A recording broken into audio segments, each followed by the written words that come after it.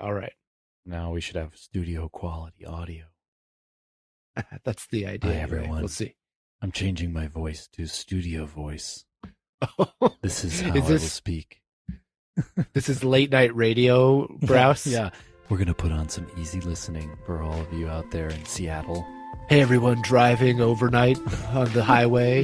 This is Midnight Braus coming to you loud and clear. Hi, everyone.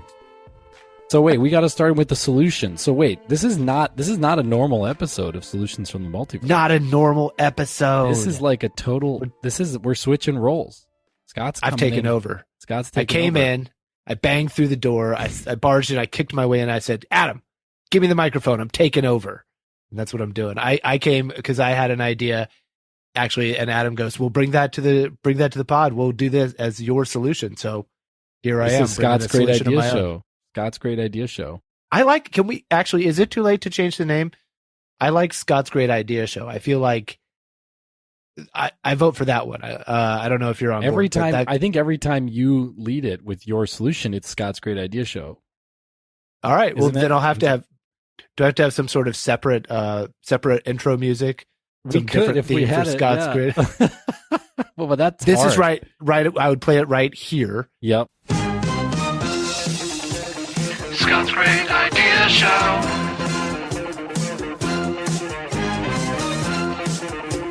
Scott's Great Idea Show.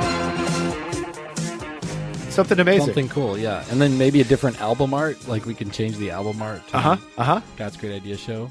Scott's Great Idea Show. Well, welcome everybody to Scott's Great Idea Show. I'm happy you're here with us on the first official episode. You know, kind of feel like what is like the one-liner? Like, what is Scott's Great Idea Show?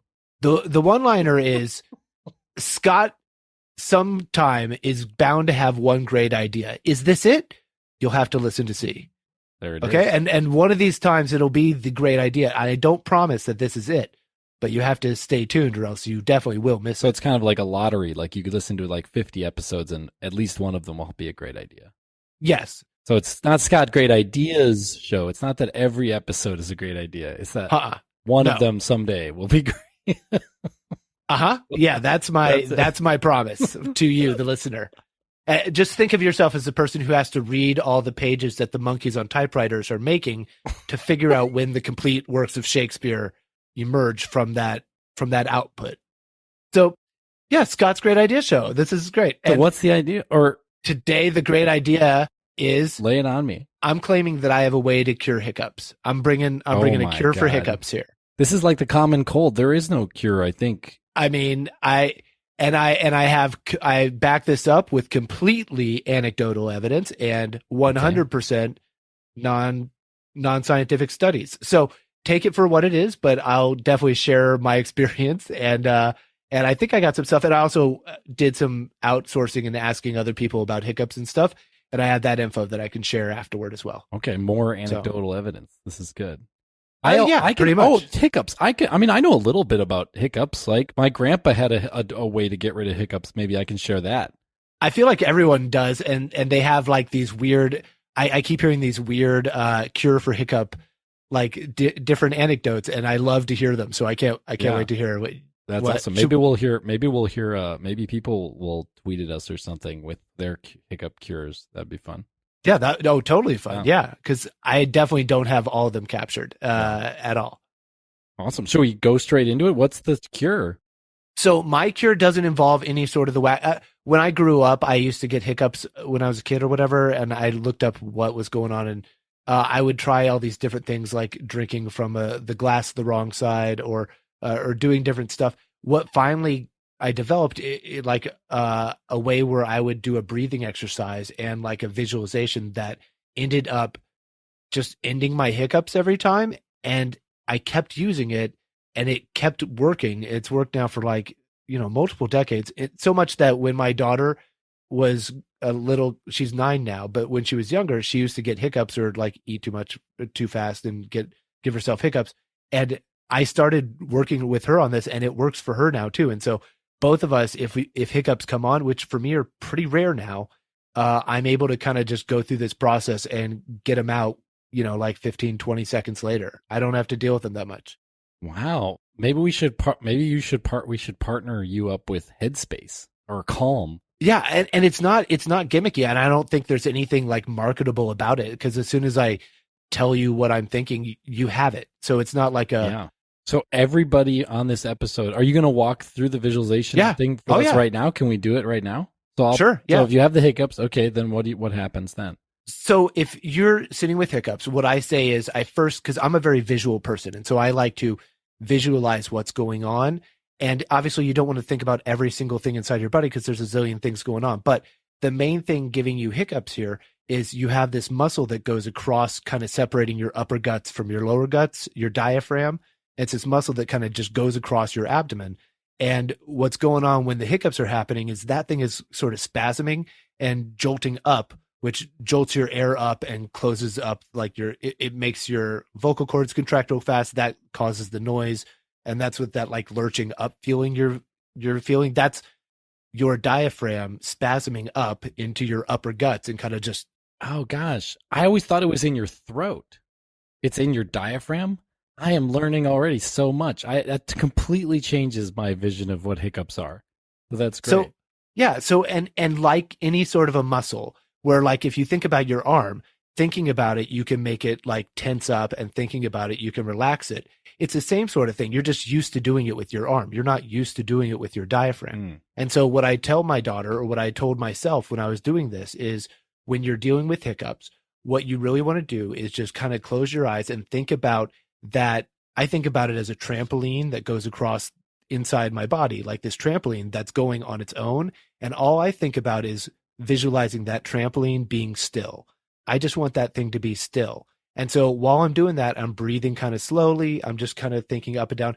It's going to give me hiccups during that. It's going to go bup, bup, and it's going to go. But just like with meditation, you just go back to thinking about making that thing still. And in my experience, working with that visualization, closing your eyes and thinking about that trampoline inside and focusing your energy there, breathing in and out kind of regularly while you're doing it, and just going back to that until they subside, it's been very, very successful with me, and that's the only thing I use anymore. So that does sound kind of hokey, and it sounds very like new agey, I think. It sounds good. But I think of it as thinking through the mechanics of the anatomy inside your body, and like focusing on trying to control a muscle that you don't normally control, but you have the ability to control the muscles in your body. You just got to kind of like know how to flex, in that sort of way. So there's two options. One is you've completely found the cure to hiccups. Okay. The other option is that you are an X-Man who has actually telekinesis, and you've just because of hiccups, you've only used your telekinesis on your own diaphragm, and your daughter genetically has inherited your X-Man gene for telekinesis, and you've only taught her how to use it for her diaphragm too. But you could probably, if you just thought about like a glass outside, you could also move that with telekinesis, but you just haven't tried yet. It's an example of extremely limited scope. Like your only X-Men power is telekinesis on your own diaphragm. No, or just or the scope of my like ambition, where I'm just like, I can use my mind to control. I'll use it to cure hiccups and nothing else. Just for myself too, not even other people's hiccups. Just my. You're literally Jean Grey. You're not the Phoenix Jean Grey, but you're the hiccup curing Jean Grey. I like that, hiccup curing Jean Grey. I'll take that moniker. So wait, so you visualize a trampoline. I visualize a trampoline that represents my diaphragm, the actual muscle that goes across inside my. But as you breathe, you have to move the diaphragm. So it's not just a trampoline being still. It's like a trampoline that's just with your breath, like kind of. Yeah, as I breathe in and out, though, I'm just focused on that floor. I want that floor to stay still. Calm. So I'm not connecting that to what I'm doing, breathing in and out, but I'm just thinking about it as far as it goes with like hiccups and something like if something were to, like a giant bowling ball were to hit a trampoline, right, it would be like gunk, and it would start doing that. That's like the hiccup. And I want to imagine a trampoline where that's not happening. So have you done this because the old trope in cartoons and Looney Tunes and stuff, when people get drunk, then they have hiccups, right? Mm-hmm. So have you ever drank too much and gotten hiccups and then tried this? I'm not sure that I've ever gotten hiccups straight from drinking. No, from drinking alcohol, I should say. But I am a huge soda guy, and I've definitely got them from drinking soda. That's not the same thing because I'm not impaired in any way when I do this. So you're not like a character from a 1930s Looney Tunes sort of adventure. But I was doing research on this because I wanted to find out more about hiccups to come here because I was like, oh, my solution's going to be 20 seconds of me telling you what I do, and then that's it.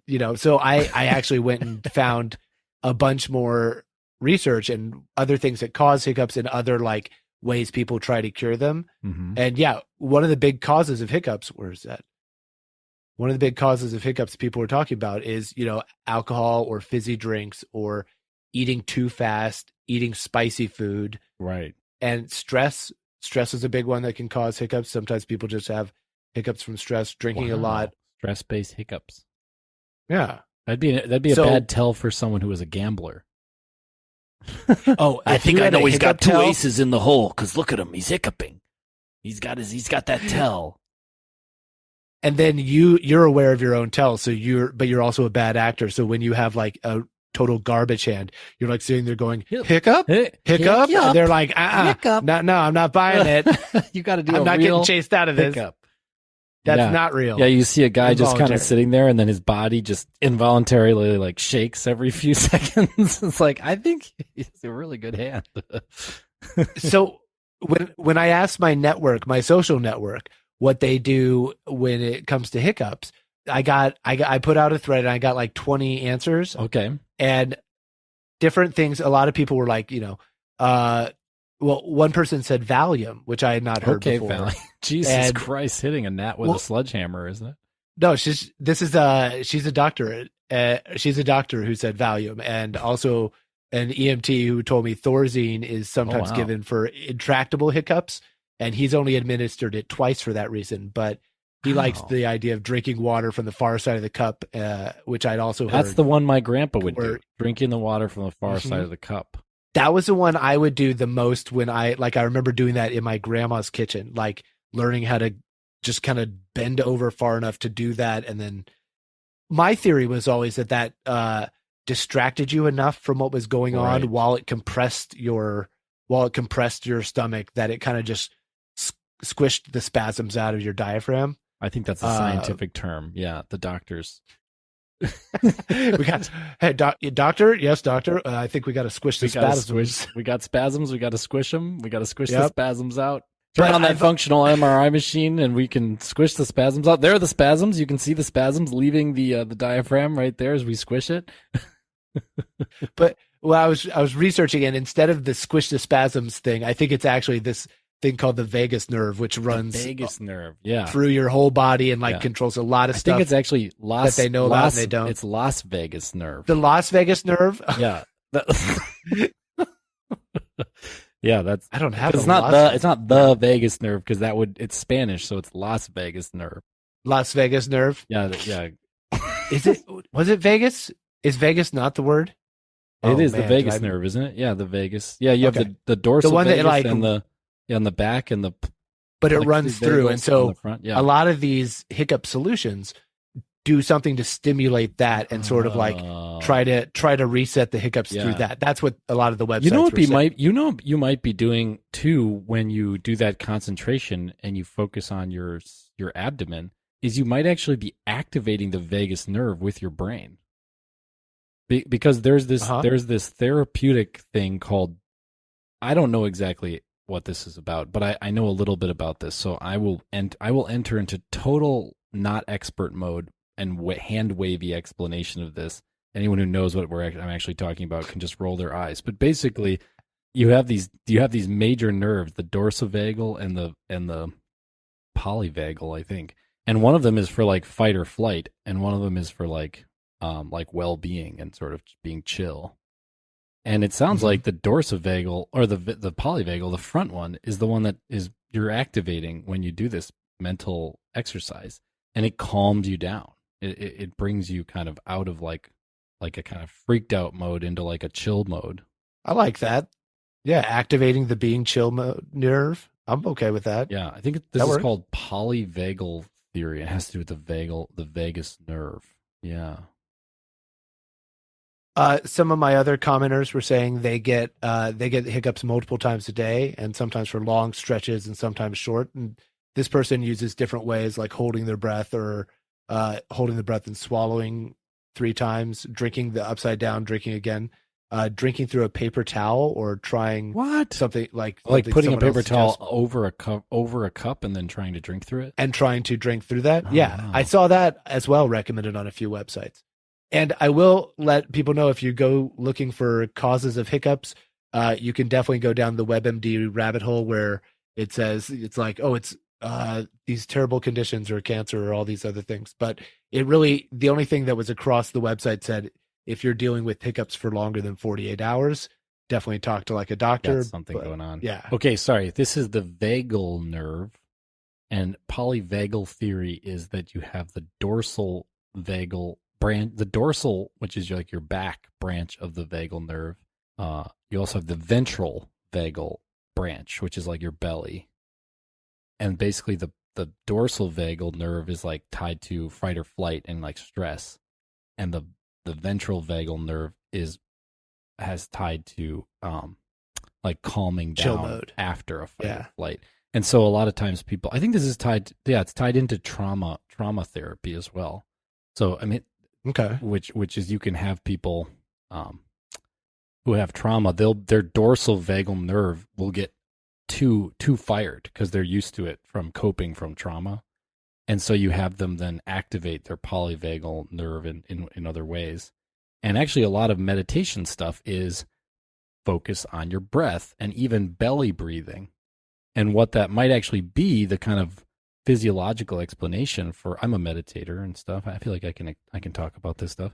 Anyways, part of the sort of physiology maybe of why pretty much universally meditation asks you to focus on your belly breathing is actually what you're doing is you're stimulating the ventral vagal nerve, which then is calming your whole nervous system down and taking you out of, the stress or stress and sort of, what is it called? Fight or flight sort of feelings.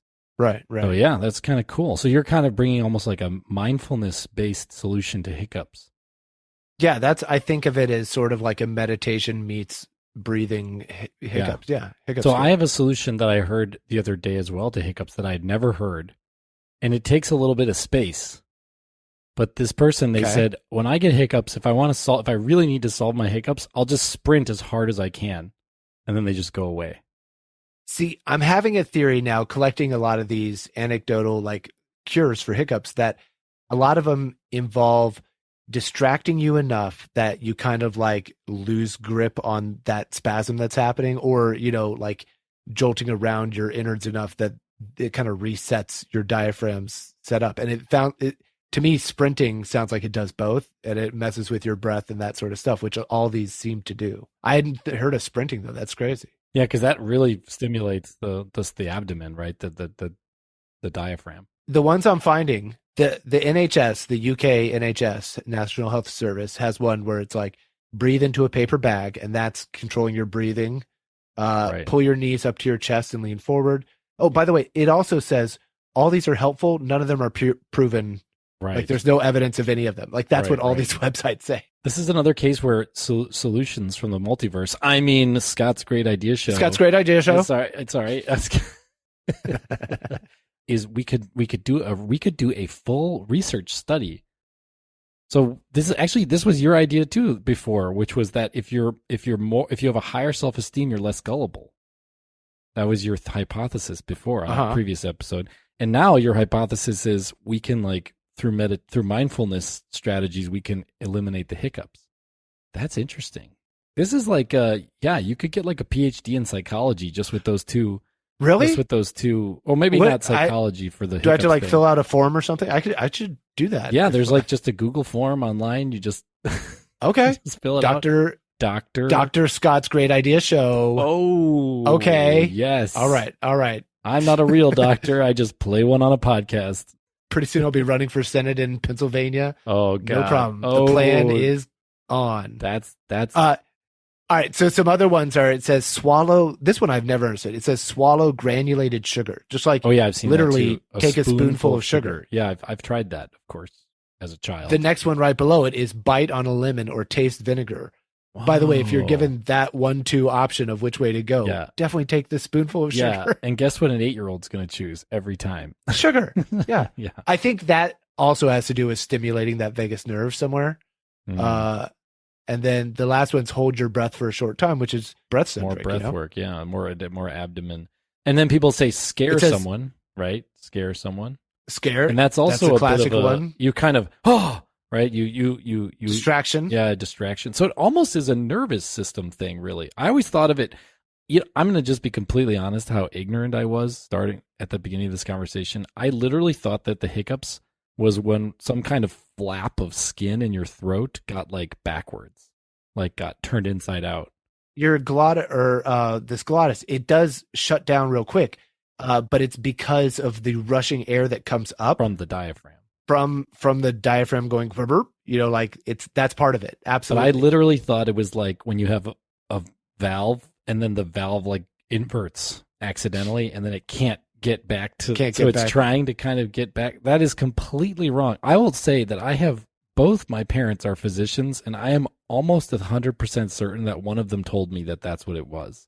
Oh, maybe I'm So- totally wrong. then. No, I think don't you're know. right. No, because I think you're right because my parents have been wrong about things all the time.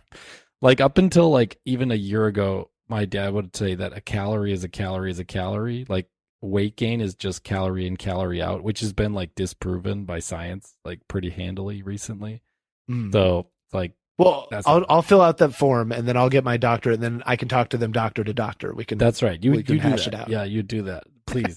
Get They do it. They listed don't do section on the NHS. They say don't drink alcoholic, fizzy, or hot drinks. Yep. Don't chew gum or smoke You could because that can choke. cause you to swallow air. Uh-huh. Don't eat spicy food or eat food too quickly, and then don't eat or drink something very cold immediately after something hot. They said all those cause hiccups or intensify them. Man, that must be hard Uh, for the British. Don't they like warm beer and hot tea and I mean, Warm beer and hot.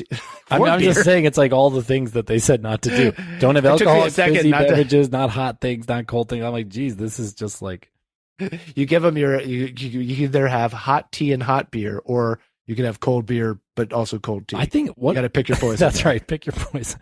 I wonder if this is worth contacting Edward Kabat-Zinn, the guy who invented mindfulness-based stress reduction. Maybe you could compete with him. This could be mindfulness-based hiccup reduction. He's made a lot of money. I mean, I think it's therapeutic and I'm sure maybe it's a for-profit, maybe it's a non-profit, but he's made a lot of money selling certifications in mindfulness-based stress reduction. I think that's maybe the next move for you too, Scott, is Okay. mindfulness-based hiccup reduction certifications. $2,200 each one. Okay. Good for. And they're like, "What do we get?" I'm like, "You get me talking and tell you what I know for 33 seconds." This is They go, "Whoa." 16 DVDs of Scott repeating the instructions for how to do this. Okay, I don't know how adult we want to get with our podcast here, but Okay. I did find on Healthline they have two things that they list under the subheading "unusual but proven adult methods Oh, to eliminate hiccups. to eliminate hiccups." That's correct. Okay. Should we And- go? I think we can. We have a grown-up listenership. I think, and even Yeah. if they are, Well, and we can give a warning. We can say any young ears, shield them maybe for the next 20 seconds. yeah, sure. And also, like, don't. I mean, kids get in biology class, 6th grade, 5th grade, they start to learn about sex, and we're talking about it just completely medicinally, completely biologically. I mean, I know it's coming up. You might want to have your kids take a break. for Okay. this. Okay. But unusual but proven adult methods. It lists two of them. The first one is have an orgasm. Perfect. Fair enough. Yeah. Nothing wrong with trying that. Relaxes you. That Probably sounds- the polyvagal, or what is it? The ventral vagal nerve gets stimulated. You're relaxed. You're Sure. calm. You're comfortable.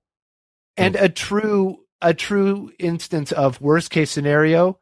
The byproduct is great. That's right. It's Don't like a worry. spoonful of sugar. And then the next one, number 2, is perform a rectal massage.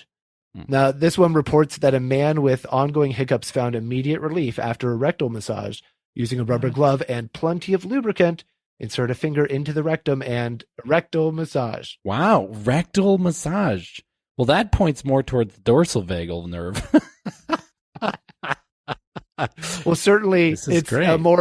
that is definitely a more invasive version than what I am recommending off the top. Well, I guess if you maybe believe start with the less invasive and work your way toward more invasive, but there's a lot of that stops is in between. invasive. You don't- That's really the definition of invasive, isn't it?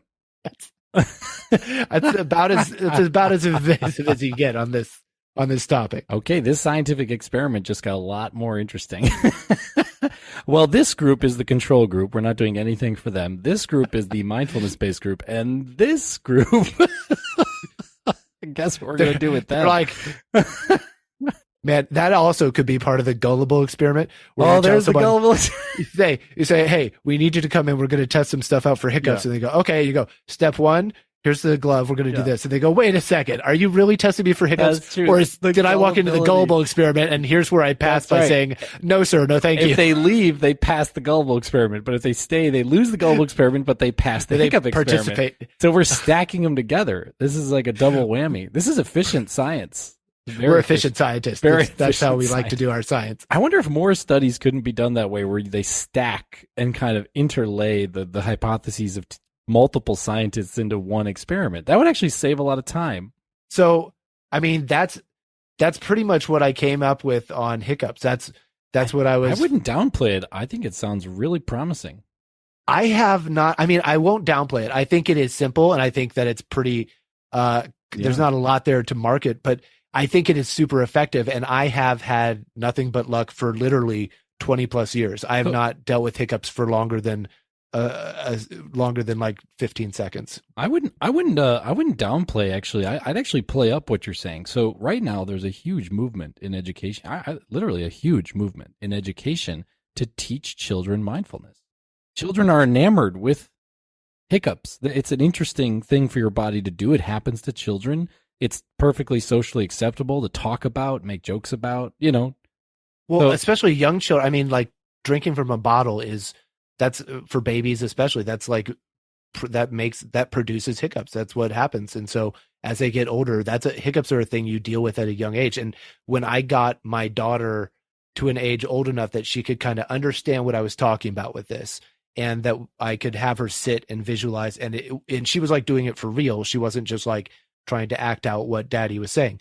But when I saw that and it have an effect on her hiccups and just cut them out, that was really the point where I was like, oh, this isn't just my weird thing. You know This what is crazy? repeatable. I did this. I did the same thing, and I never really told anyone.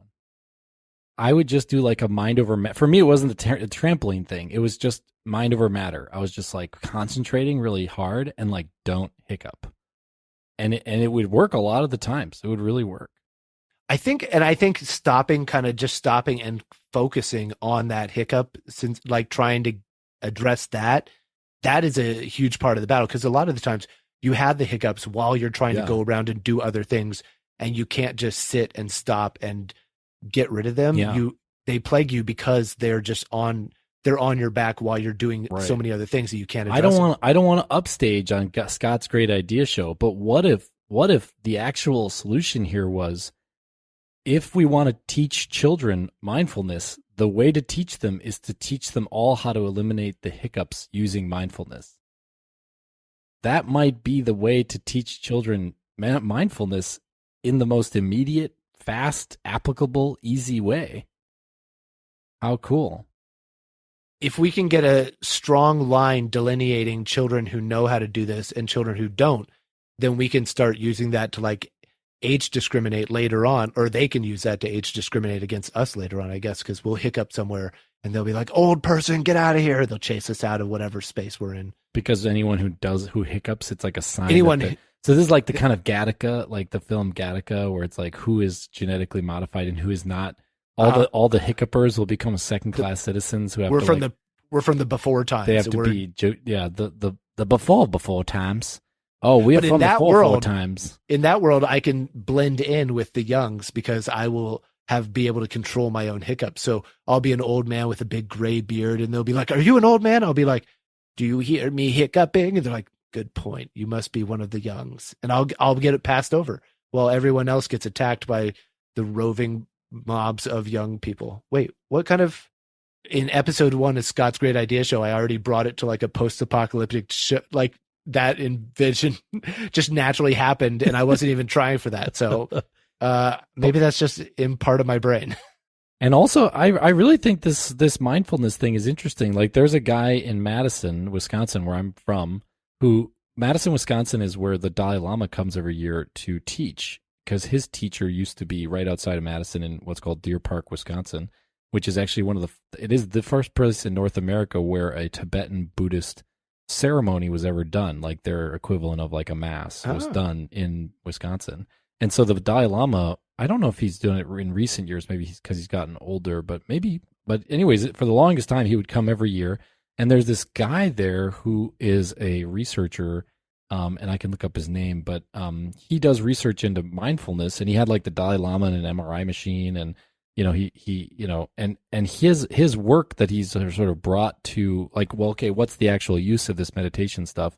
One of the big things he's brought to it is for ADHD for children, and for children in general, to practice mindfulness. And it does amazing stuff. It increases concentration. It also lowers behavioral problems, like class, like he has schools adopt it, and then they compare how many like times students were like sent to the office and stuff. And it goes down by like half when all the students are learned how to meditate. Wow. So this teaching people how to get rid of hiccups using mindfulness could be like this way to kind of teach every single kid about mindfulness. I like this a lot.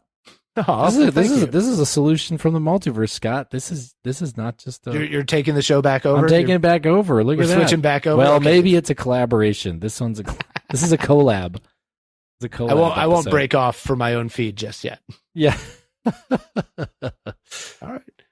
Well, that's what I got, Adam. I think we're tied it up. What do you think? Yeah, I think you're right. Well, thanks everyone for joining us for another episode of Scott's Great Idea Show / Solutions from the Multiverse. Collab. Thanks for tuning in. We'll see you next time. Thanks, everybody. Take care. Bye.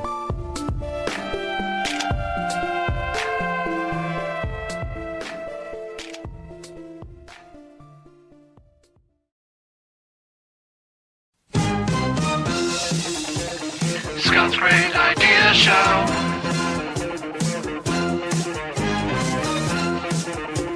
Scott's Great Idea Show.